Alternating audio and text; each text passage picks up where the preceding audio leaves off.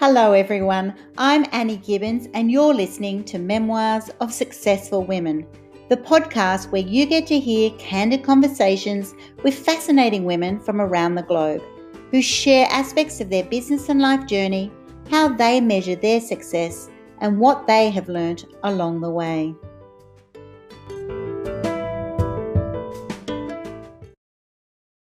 Well, hello, everybody. I am so excited today to welcome Lili Gordon to Memoirs of Successful Women podcast. And she is just a really fascinating woman that she's come from a marketing background in Bulgaria. And then when she moved to the States, she then got into breath work and how to help women particularly remove their anchors and anxieties and all of these things that just sort of inhibit us from being our best self. So I'm super excited about exploring the work that Lili does and for you to get to know her. So welcome to the program, Lili. Thank you so much, Annie. It's such an honor, and I'm so delighted to share this energy with you and have a conversation. Thank you so much. It's a pleasure. So tell the listeners, what do you do? What does it mean to be working in breath work? What is that? Uh, Breathwork, this is a topic that I can spend the next year talking about. And it feels like breathwork. How far do you want me to go? Oh, well, I'm assuming most people listening, they hear a lot of life coaches, professional development, but they've certainly never had a guest come on and go, I'm into breath work and I could talk for a year on it. So, yeah, what does it mean? Just a summary of what does it mean and why would someone come to you for help Okay, with their okay. breath work? Okay, so I was wondering if you wanted the story. Okay, for breath work is something, the breath itself is something that we all have it. It's a tool that flows freely through us. It's the one thing that, yes, it happens spontaneously, and yet we also can control. So for all of the control freaks out there, know that you can control your breath, and you can control it in such way that it can help you with stress, anxiety, things such as overthinking, things as limiting beliefs, things that stop us, self-doubt. And it's wild that we have that tool all in us and we forget to use them. Because think about the breath. Very often when we are so deep in our thoughts, what do? We hold our breath. Mm. When we are stressed out or when we are nervous about something, our breath is so much more shallow. When we are relaxed and when we really are feeling it, then our breath becomes deep and we are able to fill all chambers of our lungs. And it's fascinating what it can do for you only if you're open to experience it and trust yourself, because with the breath you really fall back, you become your safety net. Mm. You you learn how to tune in so you can navigate the daily challenges. Breathwork is intentional way of breathing that, in my opinion, it found me. I did not find it. Mm. It found me and really transformed my life. Mm. Wow. So I want you then just to lead straight into how did it find you? How did it transform your life? What did it do for you personally? For me, so I am from Bulgaria, and when I moved here to America, I went into a roller coaster or whirlpool of bad decisions. And one day I woke up pregnant and realized that I I just had my near death experience. I wasn't living. I was alive, yet dead in my skin. I had no idea where I was going and what was I doing with my life. And with that, I started bringing more awareness in my life. And I started because my what I studied back at home was marketing, and my idea, the outside, what I was telling everybody was to move to America, do more of my education here that had to do with business and marketing and all that. But in reality, deep within, the whole idea of me moving here was just to escape from myself. And all the bad decisions that I've made there, not realizing that I need to face all that and deal with it here. The location doesn't matter. You just carry the baggage with you. And eventually you have to open it. You have to unpack. You have to unpack and deal with all that. Mm. And once I realized that, I started pursuing career in health and wellness, and from different certifications and education and classes and workshops and trainings and so on and so forth. I felt unfulfilled. It just felt like I was doing so much, and I was sitting on another yet certification that gave me so much, but it didn't feel right. Mm. So it all started with massage and health coaching and yoga and Ayurveda and Reiki and Yin yoga. And oh my goodness, the last person, please shut the door. Oh, I looked at that when I looked at your bio. I went, well, you've certainly explored every course and then become an Yes, expert. So was that part of your journey? Were you it having was. to explore all of those options to go, well, one, I'm competent in them now, but also it was part of your journey to find out, what your purpose was, where you would land to be able to, Mhm. have a job, a career, a business, and then help others. Is that? Yes, and I do have my business of massage where I incorporate everything that I do, but Mm, still it felt incomplete mm, until from yoga I opened another door, a little tiny door that took me to meditation, deeper into meditation, into breath work and into Ayurveda. And with breath work, I noticed that it gives me more than what meditation does. It helps me really disconnect from the outside so I can connect with myself. And mm, to me, this was huge because once I started getting those breakthroughs, those aha moments, it was like I felt unstoppable. It really, I was holding the layers of so much self-doubt, so much judgment and resentment towards myself that I didn't even realize. And I feel I didn't, or breathwork. I say breathwork found me because nothing comes just like that in your life. It's when you turn back and look at the past, everything makes sense. Even when it didn't make sense at the moment when it was happening, once you look back and see all the mistakes that you've ever made, all the silly little things, all the choices that you made, they do make sense and they lead you exactly where you are today. mm. So if you're not happy where you are today, turn back, turn around and see how did you mark your path until this moment and choose better for the future, right?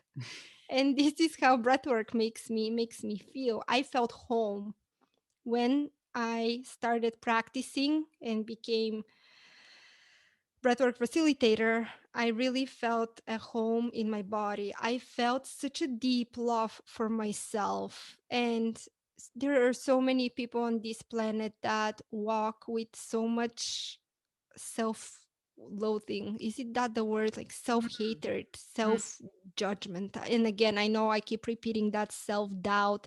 And you cannot achieve anything in life if you hate yourself. You cannot hate yourself to success. You cannot hate yourself to health, to abundance, to that joyful living. And joy, when you take a deep breath, you can really feel it. You can feel the joy in your body with every single cell. And it's not like, yay, I'm so positive, I'm so happy, sha la la la la. No, it's not like that. It's a state of mind that you can cultivate even in the moments when you feel absolutely down. Fascinating. So, what do you think, or what can you communicate happens when you actually take time out? Because I know a lot of people find, that would be lovely, but I don't have time to sit there and have quality time, learn to love myself, breathe slowly, just take time out. Whereas everybody who gets into that space says, it's the best time. That's where those aha moments, that's where that self-value comes from. So how can you communicate to the listeners then what happens to you when you take that time out and in the breathing and in your mind? How would you explain that? My question first is, do you watch Netflix? Do you scroll through social media? Do Mm-hmm. you waste your time mindlessly doing something that it's not important to you?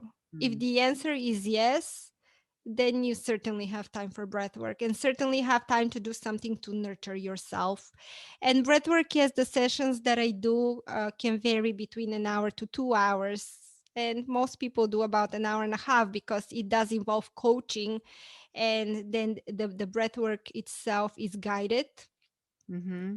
and it allows you to go to deeper states of this consciousness, Mm-hmm. subconscious layer. However, you don't have to start with something crazy and long.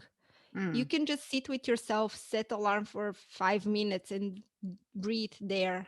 Mm. Breathe there and feel how the breath goes in through your nose, how your lungs expand. And this is almost like a mindfulness meditation, Yeah. and scratch the almost, it is. And Mm. yes, the breath work that I do is different. It's very close to hyperventilating, Mm. and yet it opens this in your brain where you can see Mm. way beyond. Well, I've certainly embraced that mindfulness moments, taken that very seriously over the last couple of years, actually taking those times to pause and just to sit and to be grateful. I've certainly added a lot of gratitude to my mindset and time to actually just be still, because I'm a very busy person. So people still see you. It's what they see. They go, you never stop. But we have those intentional moments that we can put into. So from those who are like me, who now, yeah, take those times out, you were saying they get into a state of hyperventilation, or it can go for an hour and a half. And I can't even Mhm. imagine that. So in that time, what's the sort of what's the feedback that people give you? What happens to them in that hour and a half? You were talking about that they get a lot of deeper clarity and unpack things. What happens? What's some of the examples that you could share? So, the average session of the intentional breath work is about the 50 minutes. It's not the full hour and a half. This I'm talking between sharing, setting intention for the session, and in the end, a little bit of integrating and setting a little bit of a goal of how to digest all this information. Mm. And in this hour that you do the intentional breathing, you you know how we walk and we're very much in our heads. Mm. Whatever we do throughout our day, it's very much we create our problems. They may not even exist, but Exactly. oh, I'm a creator, I'm going to make me a problem. Or if actually there is already a problem, we start developing more, like we have those conversations with people that may not even ever happen, or they won't unfold the way we imagined it. Oh, But 100%. through 100%. We're our own worst enemy, aren't we? I mean, I'd say it's oh, got to be up there in the 90s percentile of, the what ifs, the time consuming thoughts about potential situations. And you kind of go, wow, that's where I've just changed so much. Just use it on the actual reality, move mhm. forward. Or if you're planned and working with purpose and intentional, you do free up all this time and energy, don't you? Yeah. Oh, absolutely, absolutely. And what happens is exactly that. You disconnect from what's going on here and you drop in your body. And Mm. have you ever heard the book, The Body Keeps the Trauma? Or No. no, The Body Keeps the Score. I'm sorry. It's Oh, the it's body for keeps the trauma. score. The Yes. body keeps the score, not the trauma. I mean, the body keeps the trauma too, but the body Yeah. keeps the score. And or there is this saying, we hold our issues in our tissues. Oh, that's a good saying. Yes, exactly. Because you think you're covering it up, but that's right. Mm-hmm. You can actually visually see in some people what they're carrying, Mm-hmm. but others Mm-hmm. disguise it, but it's still impacting them in a very broad way, isn't it? Absolutely, absolutely. And sometimes, and not sometimes, through breath work, when you are able to drop so deep within your body, there is this possibility for you to even have the vision where this came from Mm. and what is the emotion behind it. And then when you attach emotion to a certain pain, it becomes more tangible Mm, to deal with that and to be able to pass through it. And yes, there are, I'm not there to I want to make a disclaimer, I'm not treating, diagnosing, or any of those stuff. I'm just a facilitator, and mm, you do the healing. The person who breathes does the healing. mm, And this is what I find the most beautiful. And you asked me earlier what usually people respond to after a mm. session. It's Yeah. exactly that. I never felt such a deep love for myself. It Mm, really, I repeat that again, but this is one of the things that I hear the most is I felt home. mm. I felt like I reconnected. I felt like I found that missing piece of me that was looking for so much external validation or answer when I was holding the answer inside of me, and I needed the validation and the proof from within. Yeah, I think I think that is golden because that's right. So many people are looking for something else, someone else, a situation, a result to be who they are. Mhm. And so you're always chasing. You're always anxious. Have I missed it? Was I late? Have I seen that opportunity? Is it me? What's wrong with me? All of that sort of approach. Whereas that's right. You're already there. It's actually taking time out to go, okay, well, that's right. Who have I been designed to, who am I designed to be? And how am I being my best self? And then you will find those opportunities, right? Mhm. You mentioned before that a lot of people, or you've noted, there's a lot of, you called it self-loathing, self-hatred, lack of self-belief, all sorts of these really negative anchors and places for people to be. Why do you think that's such a problem? Why? How can we address that and move on into a more empowered future generation? We need to start with ourselves. This is ancient saying, but we need to become with us. We cannot change other people if we cannot change ourselves. Mm, And it's something, like you said, it's programs. It's something that we've learned with time. It's something that we believed. Somebody told us in high school, oh, you look at you, you're so ugly. You're not going to be able to go into filling the blank. I can't even think of an example, but you know what I'm saying. yeah. You go to school and you hear the most ridiculous things and you take it for face value. Oh, of Whatever course. Susie told you in fifth grade, you think that's the truth, or whatever Johnny told you in eighth grade, you take that for to be a part of your life and to keep you chained for the rest of your life. No, no.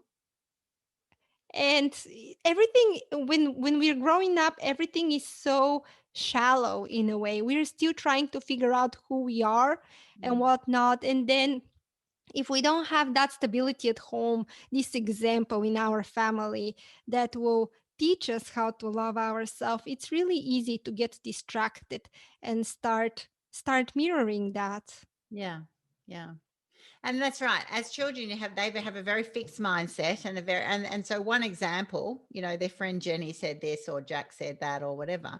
They take that as a total truth, and then they'll get a bit of confirmation bias. And that's right. It can still 30 years later be a belief that they're holding or have when there's no evidence that supports that whatsoever.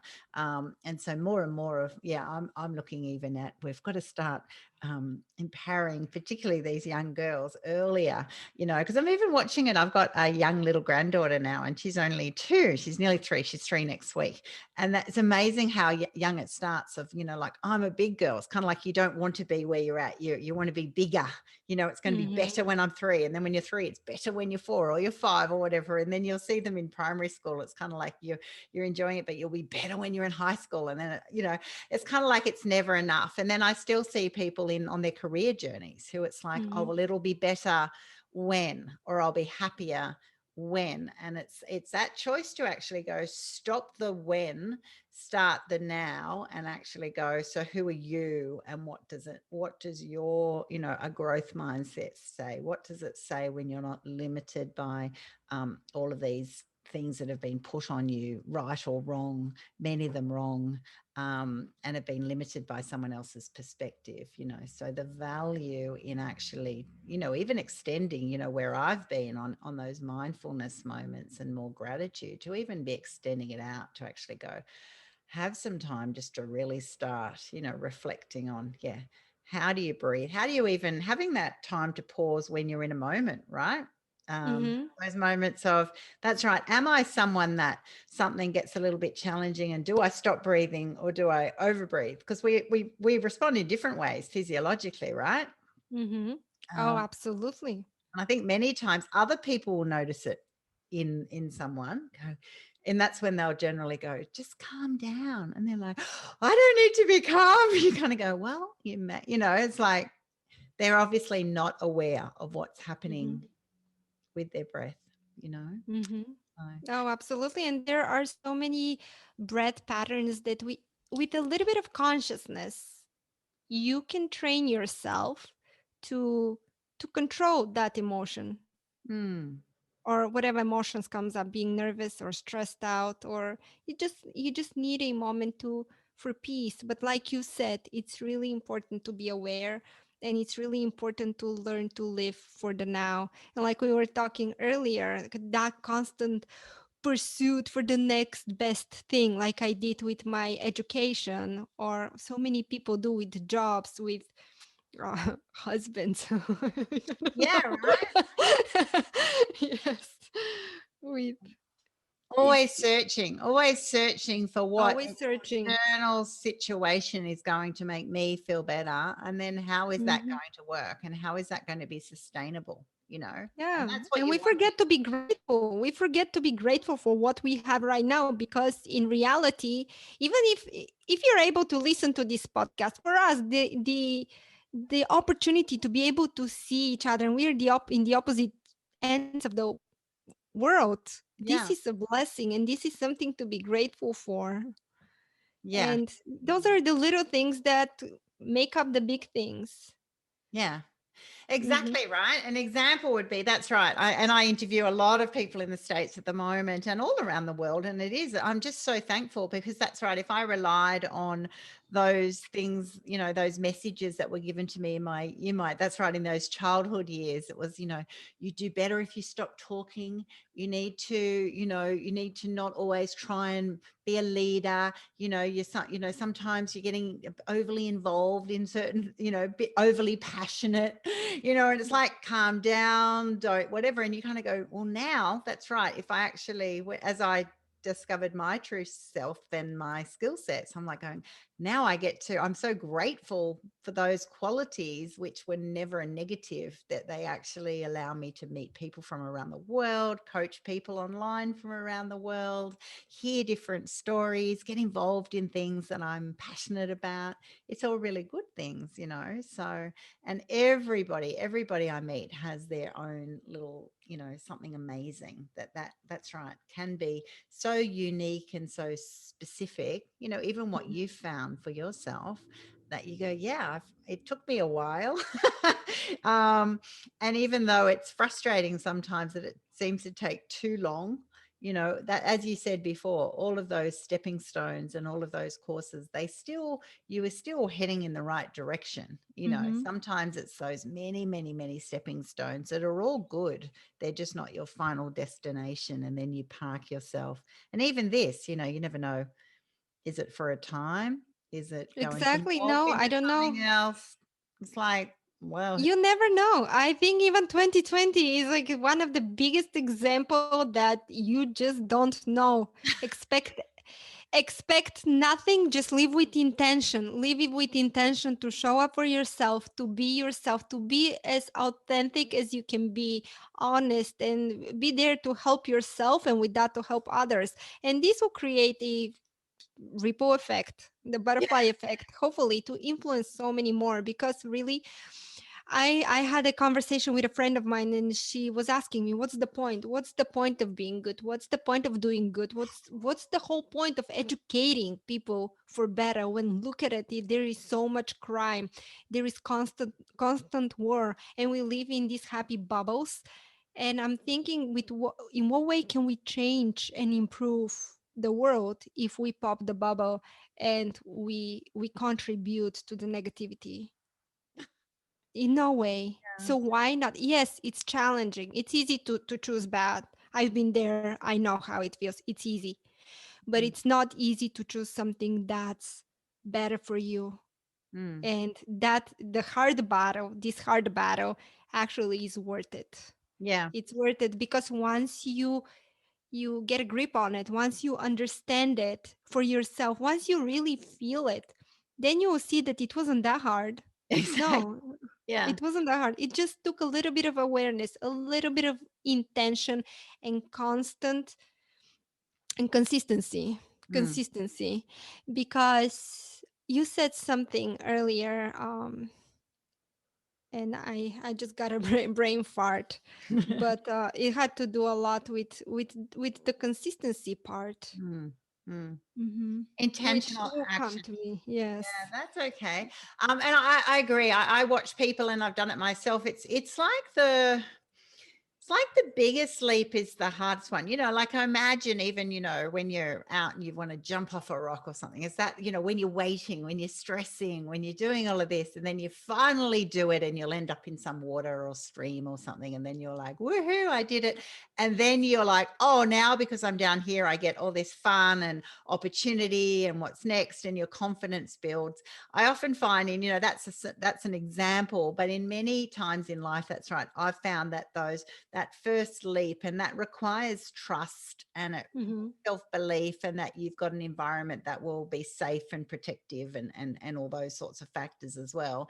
But for people who think, that first bit, that they think it's all going to be as hard, it usually isn't. It's usually that first leap that you go, just do it in a supportive environment, and we're here for you, and we believe in you even if you don't believe in yourself. It's Mm-hmm. really interesting that once you've actually done that, um, yeah, often it's like, whoo, now I'm here. It does Yes. get easier, or you feel that the stepping stones towards where you want to go get easier, or well, certainly the clarity is there. You suddenly see Mm-hmm. from a different perspective, right? Yeah. Oh, absolutely. Clarity is huge for me. And this is what you were saying, that although, it's so good that I found what worked for me, which is the breath work, although it took so long. And the only reason that it took so long is exactly that, because I was feeding my fears. And I was feeding that, like bouncing at the same place. Oh, should I do it? Should I not? What would they say? How would they feel? What would they think? What if? What if they judge me? What if Yeah. I fail? What if? Like, does it really matter? Enough is enough. Yeah. And if I had that mentality then, I would get to that point much faster. Yeah. Well, I don't know what could it be, coulda, woulda, shoulda, but this is what I like to think, that sometimes we just marinate on things too long Yeah. instead of, like you said, take the leap, trust. When you take one step, the universe will take two steps for you, or God, or whatever you believe in. Yeah. You do one step, there is a higher, something higher that will take two for you. Yeah, oh, definitely. And definitely if you're in the right tribe, the right environment, that you're surrounding yourself. I find a lot is in the environment, Mm-hmm. that you're wanting the environment to equip you and support you as well. You can certainly do things by yourself, but it is a harder journey. By being supported by, mentors, coaches, other like-minded people, it's certainly helpful. And even if you take those jumps and you fail, the whole concept of, I remember that. I remember when I went for my first CEO job, and I had people going, I can't believe you applied for it, why do you even waste your time? And I kind of went, oh, and then I got it. And then I went, oh my gosh, what if they were right and I don't know how to do certain things? And then I went, well, I'll learn them. And it was all great, and I've been a CEO for a long time now. And so, but you're always learning, and if you change that view of failure into opportunity, well, I'll certainly learn from it. It is easy the worst, or even if you do have a sense of, well, that course that you did was learning, but it wasn't your place, that's not a failure. That's a stepping stone. It's like, okay, Mhm. well, where does that, you've certainly done, massage and Reiki and other things, and they've all been part of your journey. um, Mhm. and so nothing is a failure in my mind. It's all about, because you did it. Why did you leap out? Why did you need to do that big, jump off the the cliffy type feeling moment? Because you actually weren't happy where you were. If you were, you wouldn't have been positioned yourself, you wouldn't have been looking, you wouldn't have been striving for something. So it's not as if, oh, well, I should have stayed where I was. Well, no, because you've outgrown that space. Mhm. That's sort of been and gone now. You've now moved into a different space. So, Mhm. You jump and the wings will grow. yeah, so true. So true. Yes. Yeah, just back yourself, ladies. Just give it a go. So, Mhm. how do people find someone in your sort of line of work, Lili? I know you've got the Lili Pod as a business, and so how do people wouldn't automatically Google, I need breath work. What do they, how do they find you? Do they find it through yoga? Do they find it through massage? Do they find it through, how does someone know I need to find someone who's uniquely specialized in this area of work? This is really good question that I haven't put thought in it. Um, but I found until right now is mostly word of mouth. I don't think people who are not aware of breath work rarely think about Googling breath work or searching for, oh, how can breath work help me? Yes, it's mostly through yoga, meditation, retreats. If someone happened to go to a retreat or something like that, usually dragged by a friend to a workshop, or out of curiosity, again, the yoga studio does a breathwork workshop, and ta-da, you find it there, and you see a little piece of yourself transformed. Mm. Hmm. What have been your biggest challenges on this journey to finding your niche area? Can you repeat? I'm sorry, I didn't hear. It Sorry, broke up. what have you been your biggest challenges for you? Oh, my biggest challenge. My Yes. biggest challenge is really, and I don't force it much, but trying to convince someone that breath work is not the way, but it's a way. And you will never know until you try, and you already are uniformed with it. I Mm, think I've been saying that throughout this whole entire time that we've spent together. You already have it. Why not use it? mm. I Yeah. think that's the thing, opening people's mind. And I think that, and at least since I got into it, I notice more and more people are opening their mind, because people are sick of the same old. People are searching new solution and alternative ways into healing themselves and feeling better in their skin, in their living their life. Do you Yes. notice there's a massive shift there? Because I certainly do. If I look back a generation ago, people kind of saw it as a luxury to take time out to invest in themselves or find, to go introspective. It was all about the work, the job, the Mm-hmm. achievement, the good Mm-hmm. parents ting, the look. And I've certainly noticed a massive shift of people seeing the value in taking that time out to explore themselves, Mm-hmm. and maybe that's because of what we were talking before of, people have got, now we've suddenly got this generation of, yeah, they've got so many issues, so many things in their head that are holding them back, and they do just Mm-hmm. need to slow it down, take a Slow break. it down. Absolutely. We are more, or we have the potential to be more connected than ever. And yet we are so separated with all the information that we choose to believe or not choose to believe. However, you want to translate it for yourself. It's everything is very overwhelming Mm, because of that. So we are very numb. We forget to feel. And in order to heal, we first need to feel. mm, We need to digest it. mm, So even if you've never heard of breathwork, even if you never even for 1 second thought of trying it, now is the time. Give it a try. It doesn't have to be a long session. It can be just a little bit, but I've witnessed transformations from session one. Mm. And yes, it's like everything. It's not like one time and done. Yeah, You have to do it. But that's like everything. You brush your teeth every day, you shower every day, you eat every day. It's not you just have exactly. to keep doing it. And yes, you said it's not luxury anymore, self-care. Right now, self-care is mental health. You know, they're under the same category. If you really want to survive in this time of overwhelm and when stress and anxiety is so trendy, you need to do something to keep your sanity. And self-care is the way. And self-care is through coaching, massage, anything that feeds your soul. Mm. And it's not Netflix.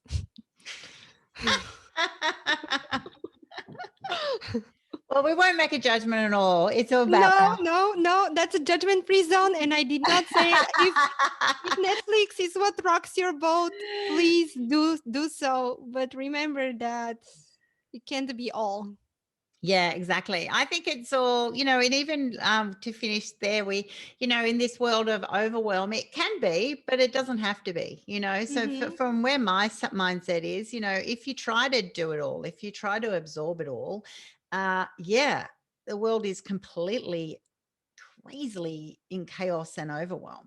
But when you have intention in how you live your life, who you are, what you want to do, what you want to achieve, who you want to be, how you spend every hour, without being robotic about it, having some flexibility in there, then it's not overwhelming at all. It actually is a place of calm, because you're in control, right? If you're in a boat and the wind picks up, you've just got to go. You can't stop that wind, but you can certainly shift the sail, Mm-hmm. and you can still feel like I'm still in charge. I'm able to shift and navigate, according to what's happening, but I don't get overwhelmed by it. I don't get stressed by it. I can stay calm in it. I can then still influence certain behaviors to adjust to the situation that I'm in. So I'm all into anything that helps people, calm, get some clarity, help themselves through those times, because we want to live empowered futures. We want to have success in our own terms, with balance and happiness and joy, and gratitude. So I love the Mm-hmm. work that you're doing, and I'm sure that those people who are receiving that are really, really blessed. And so how can Yeah. people find you, Lili? What's your website? My website is my name, Lili Gordon, which is LILIGORDON.com. And you can find freebies there, all information about me. And I'm updating my podcast right now. It's no longer the Lily Pod. It has a different name, different energy, and I'm excited. It's actually launching next week.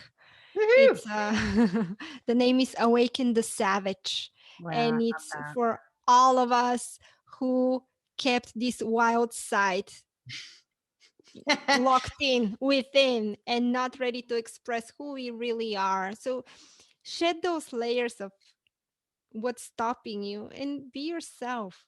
Yeah. Just be yourself. Exactly. And that might be a little bit quirky, might be a little bit eccentric, might be a little bit fun, certainly. And I Mhm. think that just makes life interesting, and Exactly. It's a embrace little that. bit of And I everything. actually A little love bit of that name, everything. Awaken the Savage. We've all got yeah, this inner core person who has a lot of energy, a lot of uniqueness, and yeah, it's actually being comfortable in your own skin. And so, all the best with your new podcast. Super exciting. I'm going to check it out myself. And Yes. yeah, and just go to liligordon.com for those interested in learning more about Lili. And thank you for your time today. Thank you, Annie, so much. Thank you. It's an honor and a pleasure. And please, people, share Annie's work because Annie's work is phenomenal. And I am a huge fan. Oh, thank you. Thank you.